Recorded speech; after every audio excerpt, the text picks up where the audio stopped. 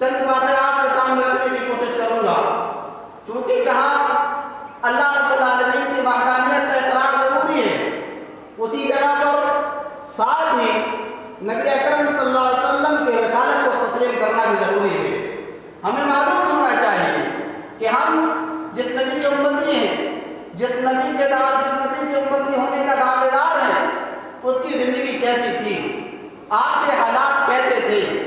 آپ کی زندگی کے وہ تمام نمایاں کارنامے جو انسانوں کے لیے اور ماننے والوں کے لیے نشان عبرت ہے،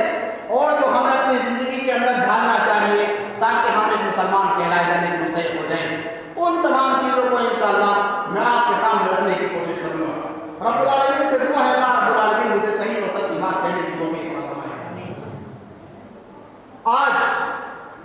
اگر کوئی عقل مند آدمی، سوچ سمجھ رکھنے والا آدمی جب اس دنیا پر نظر دوڑاتا ہے، اس دنیا کو دیکھتا ہے، اخبارات اور جرائد و رسائل پر اور ٹی وی خبروں پر جس کی نظر ہوتی ہے، اس کو یہ بات بخوبی معلوم ہوگی کہ آج جس طریقے سے پوری دنیا ظلم و تعدی، سرکشی اور طرح طرح کے خرافات کی آواز کا بنی ہوئی ہے، جہاں پر پوری کی پوری بستیوں کو ایک دھماکے کے اندر تباہ و برباد کر دینا کوئی بڑا کارنامہ نہیں ہے، جہاں بچوں کے ساتھ کھلواڑ کرنا اور بڑوں کی عزتوں کو پامال کرنا کوئی بڑا کام نہیں ہے، یتیموں، بیواؤں اور ایک دوسرے کے مالوں کو ہڑپ کر لینا، دو لوگوں کو گواہ بنا کر، یہ کوئی بڑا کام نہیں ہے۔ یہ ایک ایسا ماحول بن چکا ہے، یہ ایسا ماحول کہ جب کفار مکہ کی تاریخ کو دیکھا جائے تو یہ کہنے میں کوئی گریز نہیں ہے کہ آج کا انسان اور آج کا مسلمان ان کفار مکہ سے بھی زیادہ ظلم میں 2 قدم آگے بڑھ چکا ہے۔ ہم تاریخ کو دیکھیں کہ جہاں کفار مکہ تھوڑی تھوڑی غلطی پر اور تھوڑی تھوڑی باتوں پر لاکھوں برسوں سال یہاں تک کہ پشت در پشت لڑائی جھگڑے ہوا کرتے تھے، پوری پوری قومیں ہلاک و برباد ہو جایا کرتی تھی، آج کے دور میں ایک بم دھماکے کی شکل میں ایک بم گرا کر کے پوری کی پوری بستیوں کو ہلاک و برباد کر دیا جاتا ہے۔ جہاں اس دور میں یہ نہیں کہتا کہ وہ دور ظلم و تعدی کا دور نہیں تھا، اس دور کے اندر بھی مسلمان لوگوں پر ظلم ہوتے تھے، عورت کی عصمت کو تعطیل کیا جاتا تھا۔ بخاری کی روایت کے مطابق وہ گھر، گلیوں کے اندر وہ گھر جس گھر کے اوپر سیاہ جھنڈا لگا دیا جاتا، آدمی سمجھ لیتا تھا کہ یہ گھر ایک کوٹھا ہے، یہاں سے میری ضرورت پوری ہو سکتی ہے، یہاں سے میری حاجت پوری ہو سکتی ہے۔ جہاں ظلم و تعدی اور عورتوں کے ساتھ ناانصافی کی جاتی تھی، کیا آج اس دور کے اندر 7 سالہ بچی کے ساتھ، 9 سالہ بچی کے ساتھ 7 لوگ، 8 لوگ ایک ہفتے تک مل کر کے دیکھ ریکھ کرتے ہیں، اور ساتھ ہی وہ رکھوالے جن کو حکومت نے ہماری سرپرستی کے لیے رکھا ہے، اس کے مر جانے کے بعد میں یہ کہتے ہوئے نظر آتے ہیں ابھی مجھے ایک مرتبہ اپنی خواہش کو اور پورا کرنا ہے۔ کہ یہ شرم کی بات نہیں ہے۔ اس دور کے اندر جہاں بچی پیدا ہونے کے بعد اور بچی پیدا ہونے سے پہلے ماں کو یہ دھمکی دے دی جاتی ہو کہ اگر لڑکا پیدا نہ ہوا تو تجھے طلاق دے دی جائے گی، جہاں یہ حالات پیدا ہو چکے ہوں، 3 لڑکیوں 4 لڑکیوں کے پیدا ہونے کے بعد ایک صحیح سود آدمی صرف بیٹی پیدا ہونے کے نتیجے میں اپنے گلشن چمن کو، کھلتے ہوئے گھر کو اپنے اجیرن بنا لیتا ہے۔ یہ دور یقیناً اس دور سے بھی 2 گنا زیادہ آگے بڑھ کر کے اپنے قدم چوم چکا ہے۔ آج کا تعلیم یافتہ انسان جو اپنے آپ کو ہٹلر قرار دیتا ہے، علم کے معاملے میں سب سے زیادہ روشن خیال قرار دیتا ہے، وہ اگر اس کو دیکھا جائے جہاں کفار مکہ اپنے پیچھے گزرنے والے لوگوں کو جو ان کے یہاں معتبر شمار کیے جاتے تھے، ان کے یہاں اچھے شمار کیے جاتے تھے، نیک و شریف شمار کیے جاتے تھے، ان کی وفات پا جانے کے بعد لوگ ان کے بت بناتے اور بت بنانے کے بعد میں ان کی پوجا شروع کر دیتے تھے۔ یہی پہ اس دور کے اندر ایک وہ شخص جو ہمارے درمیان جیتا ہے، ہمارے درمیان رہ کر کے معاملات کرتا ہے، لڑائی جھگڑا اس کی زندگی کا پیشہ ہو، نماز سے بالکل قریب نہ ہوا ہو، ایسا آدمی مرنے کے بعد جب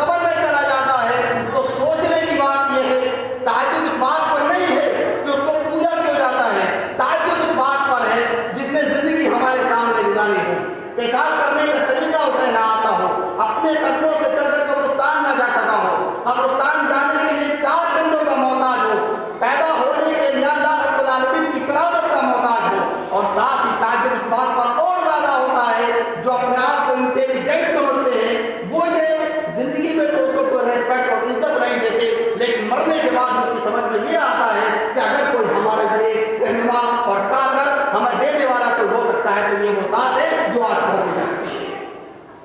سوچنے کا مقام یہ حقیقتاً آج بھی دنیا اس مقام پر پہنچ چکی ہے جس کو نبی اکرم صلی اللہ علیہ وسلم نے دنیا کے اندر آ کر لوگوں کو سکھایا تھا۔ وہ قوم جو عورتوں کی عزت کرنا بھول چکی تھی، جس کے یہاں عورت ایک بازار شکل میں بازاروں کے اندر بیچنے والی چیز سمجھی جاتی تھی۔ اہل ایران کے یہاں عورت کو مخلوق شمار دیا جاتا، اہل فارس کے یہاں یہ مقولہ مشہور تھا کہ سانپ کے کاٹنے کا زہر تو ہو سکتا ہے، کا علاج تو ہو سکتا ہے، لیکن کسی عورت کا علاج نہیں ہو سکتا۔ اس ہندوستان کے اندر آج سے کئی صدیوں پہلے کی تاریخ کو اٹھائیں، آپ نے سنا ہوگا اور پڑھنے والوں نے پڑھا ہوگا کہ ستی کا عمل ہمارے یہاں بہت زیادہ عام تھا۔ ایک مرد کے مرنے پر اس کے شوہر کے وفات پا جانے کے بعد اس کی بیوی کو زندہ طریقے سے اس کی چتا پہ بٹھا کر کے جلا دیا جاتا۔ کیا یہ عورتوں کے ساتھ ظلم نہیں تھا؟ وہ کون سی ہستی تھی؟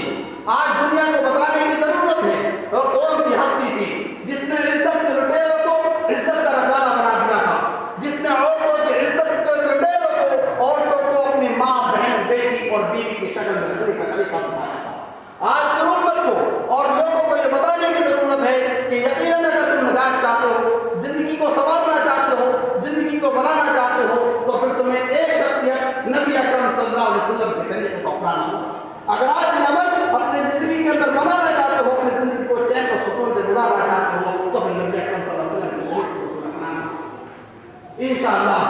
آج مختصر طریقے پر نبی اکرم صلی اللہ علیہ وسلم کا تعارف آپ کے سامنے رکھنے کی کوشش کروں گا۔ رب العالمین مجھے اپنی توفیق عطا فرمائے۔ اللہ کے نبی صلی اللہ علیہ وسلم نے ارشاد فرمایا، بخاری شریف کی روایت ہے، آپ نے فرمایا انا محمد وانا احمد، لوگوں میرا ایک نام محمد ہے، میرا ایک نام احمد ہے، وانا الماحی، میرا ایک نام ماہی ہے۔ ماہی کی وجہ تسمیہ بھی اللہ کے نبی نے ارشاد فرمایا یرما بہ الکفر،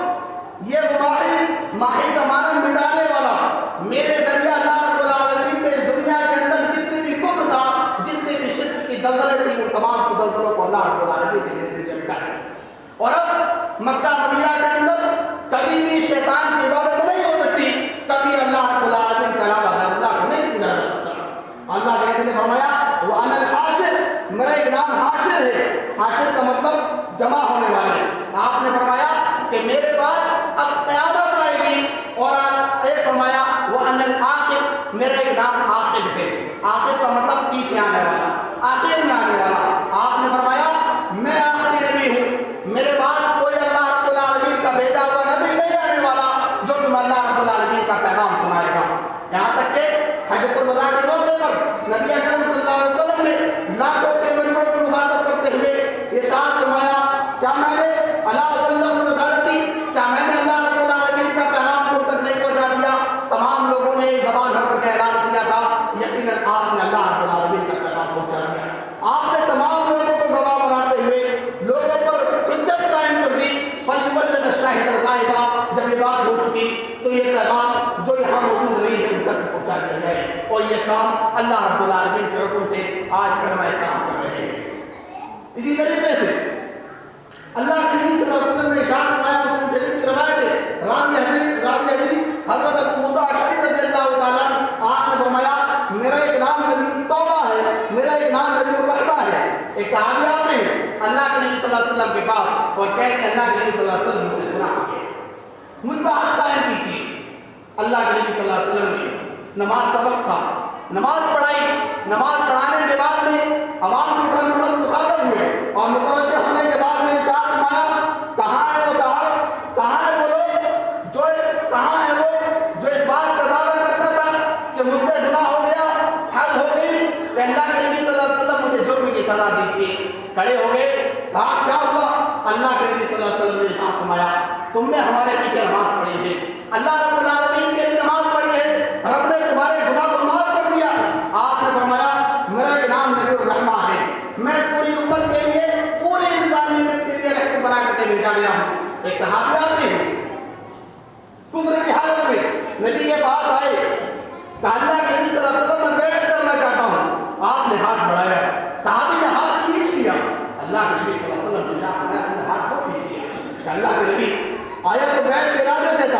اسلام قبول کرنے کے ارادے سے آیا تھا، لیکن مجھے میرا ایک گناہ یاد آ گیا جو اس بات کی طرف تلقین کرتا ہے کہ یقین میرا گناہ معاف نہیں ہو سکتا۔ اللہ کے نبی صلی اللہ علیہ وسلم نے ارشاد فرمایا کون سکتا ہے؟ وہ بیان کرتا ہے، بخاری شریف کی روایت ہے، اللہ کے نبی میرے پاس 5 بیٹیاں تھیں، مختلف روایات کے مطابق سے کئی بیٹیاں اس کے پاس موجود تھیں۔ میں نے تمام کی تمام بیٹیوں کو زندہ درگور زمین کے اندر دفنا دیا، گڈھا کھودتا گیا، بیٹی پیدا ہوتی گئی، میں دفناتا چلا گیا، زندہ بیٹیوں کو اپنے گڈھے کے اندر دفناتا چلا گیا۔ سب سے چھوٹی بیٹی کا واقعہ نبی اکرم صلی اللہ علیہ وسلم کے سامنے بیان کیا۔ اللہ کے نبی میری بہت چھوٹی بیٹی تھی جس کو میں بہت پیار کرتا تھا، میری بہو میری بیوی بھی اس سے بہت زیادہ پیار کرتی تھی، بڑی خوبصورت تھی، جس کو لاڈ اور پیار نے ہمارے دلوں کے اندر اتنی زیادہ جگہ کر دی تھی کہ ہم یہ گمان نہیں کرتے تھے کہ اس کو بھی دفنا دیا جائے گا۔ لیکن مکہ کی گلیوں میں، مکہ کے چوراہوں پر بیٹھے ہوئے اوباشوں نے اس بات پر مجبور کر دیا کہ اس بیٹی کو زندہ نہ رکھا جائے، اگر اس کو زندہ رکھا گیا تو میری زندگی پوری طریقے سے اجیر ہو جائے گی۔ لوگ تعمیر دیا کرتے تھے کہ یہ جو شخص جا رہا ہے اس کی ہونے والی بیٹی میری بیٹی ہوگی، یہ میرا سسر بن جائے گا۔ لہذا کہنے کا مقصد یہ ہے اس شخص نے اللہ کے نبی کے سامنے اپنی ترجمانانہ اپیل بیان کی۔ اللہ کے نبی ایک وقت ایسا آیا کہ میری بیٹی جب اس لائق ہو گئی کہ بولنے لگی، کھانا کھانے لگی، چلنے لگی، ہمیں لاڈ اور پیار اتنا زیادہ ہو گیا کہ ہم اس سے محبت کرنے لگے، لیکن میرے دل نے اس ذلت میں گوارا نہ کیا، یہاں تک کہ میں اپنی بیٹی کو لے کر کے چلا، اپنی بیوی سے کہا کہ بیٹی کو تیار کر دینا، کل میں اس کو لے کر جاؤں گا۔ میلے کے بہانے سے بیوی نے رات بھر اس بیٹی پر پیار جتایا، اس کو چوما، رات کو سوتی گئی، بیوی چومتی گئی اپنی بیٹی کو، یہاں تک کہ پوری رات گزر گئی۔ ایک وقت میں بیچ میں بیٹی کی آنکھ کھلی، سوال کیا اماں آج کیا وجہ ہے، آج مجھے اتنا پیار کرتی ہے؟ اللہ کے نبی صلی اللہ علیہ وسلم کو واقعہ سناتے ہوئے صحابی کہتے ہیں اللہ کے نبی صلی اللہ علیہ وسلم میری بیوی نے پوری رات اس کو پیار کیا، پوری رات چوما، یہاں تک کہ جب بیٹی نے سوال کیا اے ماں کیا وجہ ہے آج تو اتنا پیار کر رہی ہے، بیٹی جواب دیتی ہے، ماں جواب دیتی ہے بیٹی کل تو اس دنیا میں نہیں رہے گی۔ یہاں تک کہ صبح ہوتی چلی گئی، بیٹی کو رخصت کرنے کا وقت آیا، باپ نے بیٹی کا ہاتھ پکڑا، چلتی چلی گئی، پیچھے مڑ کر کے دیکھا، ماں دروازے پر کھڑی ہوئی دیکھتی ہے، پھر لوٹ کر کے آتی ہے، ماں سے چپٹتی ہے۔ ابھی بیٹی کو یہ احساس نہیں ہے کہ اس کو کہاں لے جایا جا رہا، اس کے ذہن میں یہ بات ڈال دی گئی کہ اس کو میرے گھمانے کے لیے لے جایا جا رہا ہے۔ یہاں تک کہ ایک مرتبہ پھر اپنی ماں سے اس بات کا وعدہ کر کے چلتی ہے اے ماں روز ہی رات کو اٹھا کر آپ کے ساتھ کھانا کھاؤں گی۔ وہ بیان کرتے ہیں اپنی بیٹی کو لے گیا، کچھ دور چلنے کے بعد میں نے اپنے ہاتھ میں کڑھائی، اپنے ہاتھ میں گڈھا کھودنے کے لیے سامان لیا اور وہاں جا کر میں نے بیٹی کو سائڈ میں بٹھایا اور گڈھا کھودنا شروع کر دیا۔ یہاں تک کہ گڈھا کھودنے کے نتیجے میں مجھ پر جو مٹی آتی، ہلکی سی مٹی کے نشان آ جاتے، میری بیٹی کھڑی ہوتی اور میرے کپڑے سے اس نشان کو ہٹا دیتی، اس مٹی کو ہٹا دیتی۔ مجھے پیار بہت آتا تھا، لیکن ایک طرف کی ذلت مجھے یہ گوارا نہیں ہوتی تھی کہ اس کے ہوتے ہوئے مجھے مکہ کے اندر ذلیل ہو کر کے زندگی گزارنا پڑے گی۔ اس بیٹی کے نتیجے میں، اس ذلت کے نتیجے میں نے گڈھا کھولا، یہاں تک کہ جب گڈھا اتنا گہرا ہو گیا کہ اس کے اندر بچی کو دفنایا جا سکتا تھا، اس کا باہر نکلنا ناممکن تھا، میں نے بچی کو کہا کہ دیکھو بیٹی کچھ ہے تو نہیں۔ بیٹی گئی وہاں جھانکنے کے لیے بڑی، میں نے دھکا دے دیا، اوپر سے میں نے مٹی ڈالنا شروع کیا، بیٹی چیخ رہی تھی اے ابا جان آپ مجھے کیوں مارتے ہیں، کیوں دفناتے ہیں، میں اپنی ماں سے وعدہ کر کے آئی ہوں رات کے وقت میں ہم ساتھ میں کھانا کھائیں گے۔ اتنا دردیلا واقعہ، اتنا زیادہ دردیلا واقعہ سننے کے بعد وہ صحابی سر اٹھاتے ہیں، شرمسار ہو کر کے نبی اکرم کے چہرے کو دیکھتے ہیں، اللہ کے نبی صلی اللہ علیہ وسلم کا چہرہ پیارا سا مکھڑا، اللہ کے نبی صلی اللہ علیہ وسلم کے چہرے پر آنسو موتی کی طرح ٹپک رہے ہیں۔ اللہ کے نبی نے ارشاد فرمایا یہ جو گناہ تم نے کیا یقیناً بہت بڑا گناہ تھا، لیکن ان الاسلام یہدی ما کان قبلہ، اسلام لانے کے بعد کفر سے حالت کفر میں جتنے بھی گناہ کیے گئے ان تمام گناہوں کو معاف کر دیتا ہے۔ ان بچوں کو خاموش کرو۔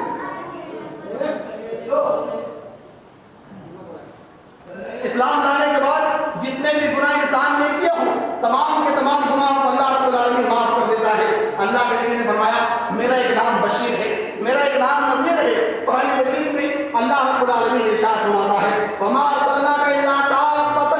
کافۃ للناس بشیرا ونذیرا، اے نبی صلی اللہ علیہ وسلم میں نے پوری دنیا کے لیے، پوری دنیا کے انسانوں کے لیے اچھے کام کرتے ہیں تو ان کو بشارت دے دیجیے کہ اللہ رب العالمین نے اس دنیا کے بعد ایک اور دنیا تیار کر رکھی ہے، ایک اور دنیا کے اندر اللہ رب العالمین نے جنت جیسی نعمتیں تمہیں دے رکھی ہے۔ لیکن اگر کوئی غلط کام کرتا ہے، اللہ کے ساتھ شرک کرتا ہے، رب کی نافرمانیاں کرتا ہے، احکامات کو توڑتا ہے، تو اس کو ڈرائیے کہ اللہ رب العالمین نے جنت سے بھی زیادہ سخت ایک جہنم کو بھی تیار کر رکھا ہے، جو تمہارے اللہ رب العالمین نے نعمت دی تمہیں اور تمہارے برے کاموں کے بدلے میں تمہیں عطا کرے گا۔ لہذا آپ صلی اللہ علیہ وسلم کو اللہ رب العالمین نے پوری کائنات کے لیے پوری انسانیت کے لیے رحمت برا کے بھیجا۔ ہمیں معلوم ہونا چاہیے کہ نبی اکرم صلی اللہ علیہ وسلم جو ہمارے لیے آئیڈل اور نمونہ کی حیثیت رکھتے ہیں، آپ کے حلیہ مبارک کے بارے میں تھوڑے سے گفتگو کر کے انشاءاللہ آگے بڑھنے کی کوشش کروں گا۔ حضرت جابر رضی اللہ عنہ کی روایت ہے، بیان کرتے ہیں اللہ کے نبی صلی اللہ علیہ وسلم کے حلیے کے بارے میں ان سے سوال کیا گیا کہ آپ کا حلیہ مبارک کیسا تھا، آپ کس طرح دکھتے تھے؟ آپ فرماتے ہیں آپ نہ زیادہ لمبے قد کے تھے، نہ زیادہ ٹھیکنے قد کے تھے، بلکہ آپ درمیانہ قد کے تھے۔ اسی طریقے سے آپ کے بالوں کے بارے میں سوال کیا گیا، بتایا نہ ہی تو آپ کے بال زیادہ گھنگرانے تھے اور نہ ہی آپ کے بال بالکل لمبے تھے بلکہ درمیان میں تھے۔ پھر لمبائی کے بارے میں سوال کیا گیا، فرمایا اللہ کے نبی صلی اللہ علیہ وسلم کے بال کان کی لو تک یا اس سے کچھ نیچے تھے، مختلف روایات کے مطابق۔ اسی طریقے سے حضرت جابر رضی اللہ عنہ بیان کرتے ہیں مدینہ کے اندر مسجد نبوی کے صحن کے اندر 14ویں رات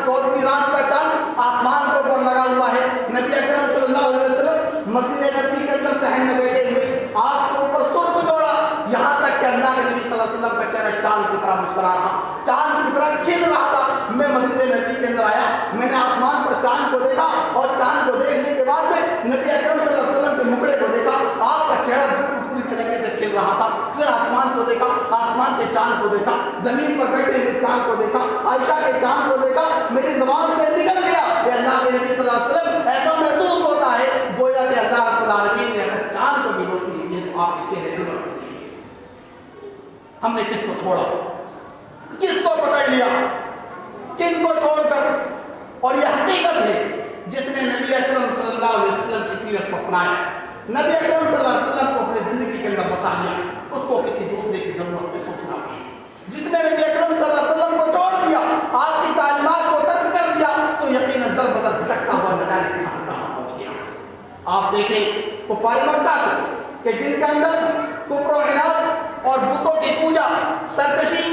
پوری رگ رگ کے اندر بسی ہوئی تھی، لیکن جب اسلام کا شعلہ، اسلام کا سورج مکہ کے گلیچوں سے نکلتا ہے، حضرت خدیجہ رضی اللہ تعالیٰ آپ کی بیوی آپ صلی اللہ علیہ وسلم پر جب پہلی وحی غار حرا کے اندر آئی، آپ گھبرائے ہوئے تھے، پوری طریقے سے آواز آپ کو پسینے پوری طرح سے آپ کو پسینہ آ رہا تھا، اتنے ڈرے ہوئے تھے۔ آپ نے فرمایا میری بیوی مجھے اپنی موت کا خوف ہوتا ہے، اپنی جان کا خوف ہوتا ہے۔ آپ فرماتی ہیں میرے سردار آپ ڈریے نہیں، سوچنے کا مقام ہے۔ حضرت خدیجہ رضی اللہ تعالیٰ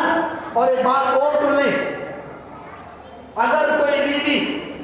اپنے شوہر کی تعریف کرے اور سچے طریقے سے تو آپ یہ سمجھ لیں کہ وہ آدمی سب سے بہتر ہے۔ اگر ایک پارٹنر اپنے بزنس کے معاملے میں اپنے پارٹنر کی تعریف کرتا ہے کیونکہ وہ اس کا 24 گھنٹے کا ساتھ ہے، تو سمجھ لیجیے کہ وہ آدمی بہتر ہے۔ آپ کسی کی بھی تعریف بنا اس کے ساتھ سفر کیے، بنا اس کے ساتھ معاملات کیے نہ کریں۔ پہاڑ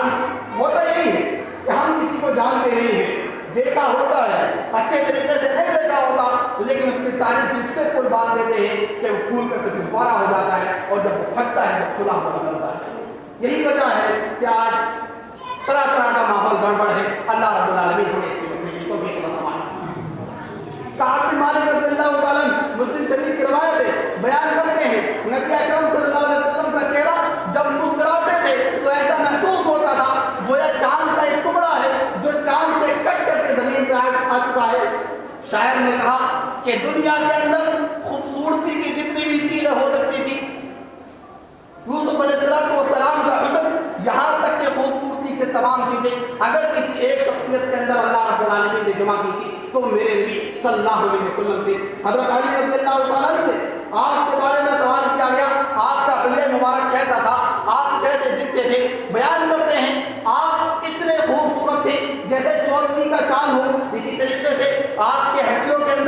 ہڈیوں کے جوڑ کشادہ تھے، آپ کا جسم نہ زیادہ لمبا تھا نہ زیادہ ٹکنا تھا، بلکہ آپ درمیانہ قد کے رہنے والے تھے۔ اسی طریقے سے آخری جملہ حضرت علی رضی اللہ تعالیٰ طبرانی کی روایت ہے، بیان کرتے ہیں کہ اللہ کے نبی صلی اللہ علیہ وسلم سے پہلے اور نہ آپ کے بعد میں نے آپ جیسا حسین اور خوبصورت کسی کو نہیں دیکھا۔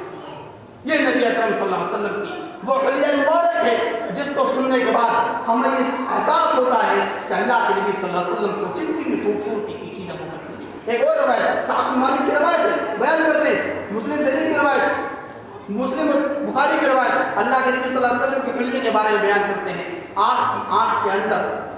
لال رنگ کی ہلکی سی دھاریاں تھیں۔ خوبصورتی کا وہ عظیم نمونہ جو یقیناً ہو سکتا تھا اللہ کے نبی صلی اللہ علیہ وسلم کے اندر وجود تھا۔ آپ کے جسم کی خوشبو کے بارے میں حضرت انس رضی اللہ تعالیٰ نے کی ایک روایت بیان کرنے کے بعد آگے بڑھوں گا، بیان کرتے ہیں اللہ کے نبی صلی اللہ علیہ وسلم نے آ کر کے ہمارا دروازہ کھٹکھٹایا اور دروازہ کھٹکھٹانے کے بعد میری والدہ محترمہ نے دروازہ کھولا، آپ گھر کے اندر آئے، آ کر کے کچھ تھکے ہوئے محسوس ہوتے تھے، آپ لیٹ گئے، قیلولہ کرنے لگے، آپ لیٹے ہوئے تھے کہ آپ کی پیشانی پر پسینہ آنے لگا، پسینہ بھوت کی شکل میں ٹپکنے کو آیا۔ میری ماں اٹھی، میری ماں نے دیکھا کہ آپ کی پیشانی سے پسینہ ٹپکنے والا ہے، جلدی سے گئی ایک ڈبیا لے کر کے آئی اور آ کر کے اللہ کے نبی صلی اللہ علیہ وسلم کی اس پسینے کے پیشانی سے گرنے کا انتظار کر رہی تھی، لیے ہوئے ڈبیا لیے ہوئے بیٹھی تھی۔ اللہ کے نبی کی آنکھ کھل گئی اور کیا کرتی ہو؟ بیان کرتی ہے اللہ کے نبی صلی اللہ علیہ وسلم آپ سوئے ہوئے تھے، آپ کے جسم سے نکلنے والا پسینہ مجھے محسوس ہوا کہ یہ وہ خوشبو ہے جو کسی مشک کے اندر بھی نہیں مل سکتی۔ حضرت جابر رضی اللہ تعالیٰ کی روایت ہے، بیان کرتے ہیں ما شممت عنبرا قط ولا نخلا ولا شيئا اطيب من ريح المسك۔ اللہ کے نبی صلی اللہ علیہ وسلم کے اس خوشبو کے بارے میں بیان کرتے ہیں میں نے نبی اکرم صلی اللہ علیہ وسلم کے پسینے کی خوشبو سے زیادہ خوشبو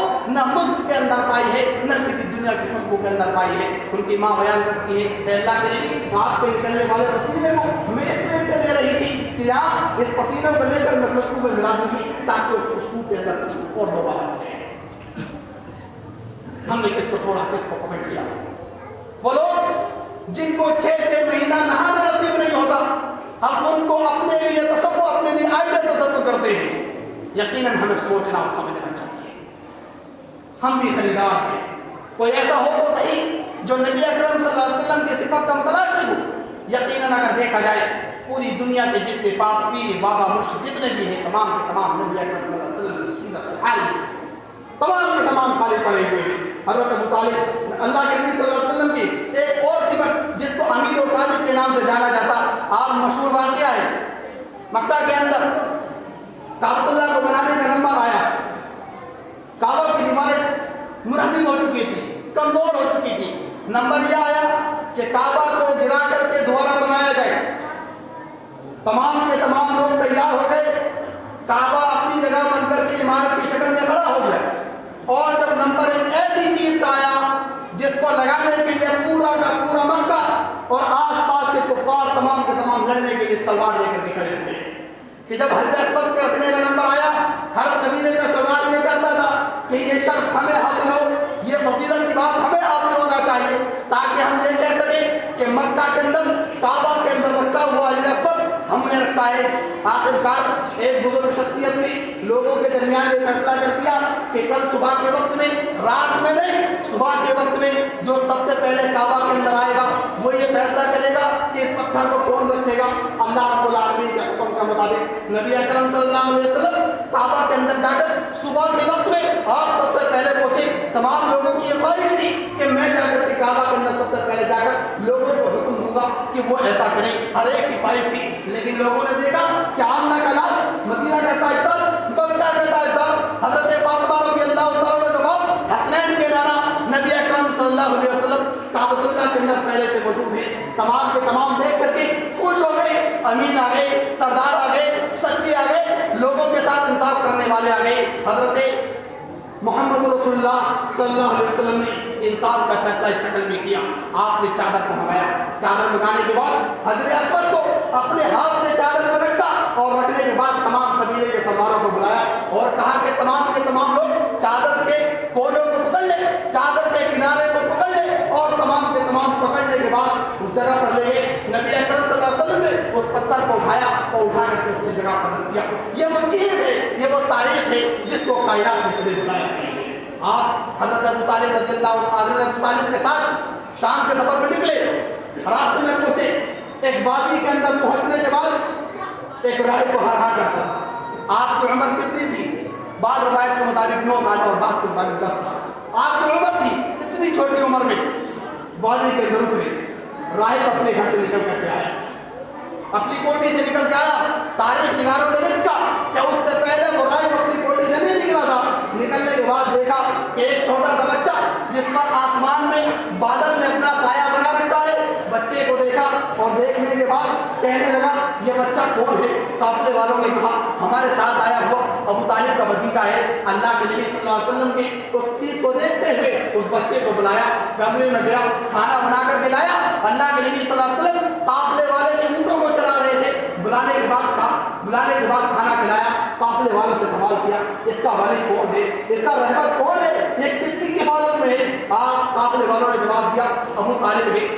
فرمایا یہ وہ بچہ ہے، پوری دنیا کا سردار ہوگا۔ قافلے والوں نے سوال کیا، تاریخ نگاروں نے لکھا کہ اللہ کے نبی صلی اللہ علیہ وسلم کے بارے میں اس راہب نے یہ پیشین گوئی کرتی تھی یہ آنے والا نبی ہوگا۔ قافلے والوں نے سوال کیا کیسے پہچانا؟ فرمایا کہ جب تم شام کے وقت میں اس علاقے کے اندر گھسے تھے، اس وادی کے اندر قدم رکھا تھا، میں نے دیکھا کہ اس میں سامنے والی جھیل کے اندر جتنے بھی درخت اور جتنے پتھر لگے ہوئے ہیں تمام کے تمام رکوع کی حالت میں آ کر کے سجدہ کر رہے ہیں، اور پتھر اور درخت کسی اور کے سامنے سجدہ نہیں کرتے، کسی اور کو رکوع نہیں کرتے، کسی اور کی تعظیم نہیں کرتے، صرف انبیاء کرام کو یہ شرف حاصل ہے۔ بخاری شریف کی روایت کے مطابق اللہ کے نبی فرماتے ہیں مجھے آج بھی یاد ہے کہ اللہ کے نبی فرماتے ہیں مجھے آج بھی یاد ہے مکہ کا پتھر جو مجھے سلام کیا کرتا تھا۔ یہ نبی اکرم صلی اللہ علیہ وسلم کی عزت و توقیر اور ہلکا سا تاریخ کا نمونہ ہے۔ اللہ کے نبی صلی اللہ علیہ وسلم کی زندگی کو اپنا نام بنایا، یہ وہ نبی ہے جس کو اپنانے کا رب العالمین خود حکم دیتا ہے۔ اللہ رب العالمین نے ارشاد فرمایا کہ اگر تم اپنی زندگی کے اندر حضرت ابراہیم علیہ السلام کی زندگی کو اپنا لو، نبی اکرم صلی اللہ علیہ وسلم کی زندگی کو اپنی زندگی کے اندر ڈالنے کی کوشش کر لو تو پھر سنو تم اخلاق کے اس مقام پر پہنچ جاؤ گے کہ لوگ تمہارے پختون اٹھانے کے لیے اللہ نے فرمایا انک لعلی خلق عظیم، کہ اللہ کے نبی صلی اللہ علیہ وسلم آپ اخلاق کے بہت اعلیٰ مقام پر فائز ہیں۔ اللہ کے نبی صلی اللہ علیہ وسلم کی ایک صفت رحمت تھی، آپ تمام لوگوں کے لیے رحمت للعالمین بنا کر کے بھیجے گئے تھے، انسانوں کے ساتھ رحم فرما۔ میں نے آپ کو بتایا کہ عورتوں کے ساتھ اللہ کے نبی صلی اللہ علیہ وسلم نے کس طریقے سے رحم کیا کہ جہاں پوری دنیا کے اندر عورت مظلوم سمجھی جاتی تھی اس کو اپنی پاؤں کی جوتی سے بھی زیادہ نیچے رکھا جاتا تھا۔ اللہ کے نبی صلی اللہ علیہ وسلم نے آنے کے بعد ایک عورت کو بیٹی کا، بہو کا، ماں کا اور بھائی بہن کا ایک عظیم مرتبہ دیا جس کو آج سوچ کر کے اور سن کر کے ہم اپنے دلوں کے اندر فخر محسوس کرتے ہیں کہ ہماری ماں وہ ہے جس نے ہمیں پیدا کیا ہے۔ اللہ کے نبی نے عورتوں کو وہ مقام دیا۔ اسی کے ساتھ آپ انسانوں سے دور ہو کر کے چرند و پرند کے ساتھ بھی آپ پوری طریقے سے رحم کرتے ہیں۔ بخاری شریف کی روایت راوی حدیث ابو ہریرہ رضی اللہ تعالیٰ عنہ بیان کرتے ہیں ایک غزوے کے اندر ہم جا رہے تھے، ایک صحابی نے چڑیا کے چند بچوں کو پکڑا اور پکڑنے کے بعد اپنے سامنے چلے، چڑیا آئی اور آپ کے سامنے گر کر کے پر مارنے لگی۔ بخاری شریف کی روایت ابو ہریرہ بیان کرتے ہیں اللہ کے نبی نے اعلان کیا کون ہے وہ شخص جس نے اس چڑیا کو تکلیف دی ہے؟ لوگوں نے بیان کیا کہ فلاں شخص سے فلاں نے اٹھا لیا۔ اللہ کے نبی صلی اللہ علیہ وسلم نے اس چڑیا کے بچوں کو واپس کرایا۔ ایک باغ کے اندر اللہ کے نبی صلی اللہ علیہ وسلم نے وہاں دیکھا ایک اونٹ پوری طریقے سے کھڑا ہوا۔ اللہ کے نبی نے باغ کے اندر قدم رکھا، اونٹ دوڑا ہوا آیا، آپ کے پائے مبارک کے اندر، آپ کے قدموں کے اندر منہ رکھ دیا۔ اپنا سر رکھنے کے بعد میں اللہ کے نبی صلی اللہ علیہ وسلم شکایت کرنے لگا کہ اللہ کے نبی صلی اللہ علیہ وسلم یہ میرا مالک ہے، میرا مالک کھانا کم دیتا ہے، مزدوری زیادہ کراتا ہے، مجھ سے محنت زیادہ کراتا ہے۔ اللہ کے نبی صلی اللہ علیہ وسلم نے مخاطب کیا کون اس کا مالک ہے؟ ایک ہٹا کٹا نوجوان، بہت نوجوان آیا اور کہا اللہ کے نبی صلی اللہ علیہ وسلم میں اس کا مالک ہوں۔ کہا ڈر اتق اللہ، اللہ رب العالمین سے جانور کے بارے میں ڈر، یہ مجھ سے شکایت کر رہا ہے۔ اللہ کے نبی صلی اللہ علیہ وسلم یہ میرا مالک ہے، مجھے کھانا کم دیتا ہے، مجھے پانی کم دیتا ہے، مجھ سے محنت زیادہ کراتا ہے۔ آج کی ضرورت ہے انسانیت کو، لوگوں کو اور رہنماؤں کو وہ تاریخ دکھانے کی جس کو لے کر نبی اکرم صلی اللہ علیہ وسلم لے کر کے آئے تھے، انسانیت کو اس پیغام کو پہنچانے کی جس کو لے کر نبی اکرم صلی اللہ علیہ وسلم نے پوری دنیا کے اندر ظلم و تعدی کو ہٹا کر امن کا وہ نمونہ پیش کیا تھا۔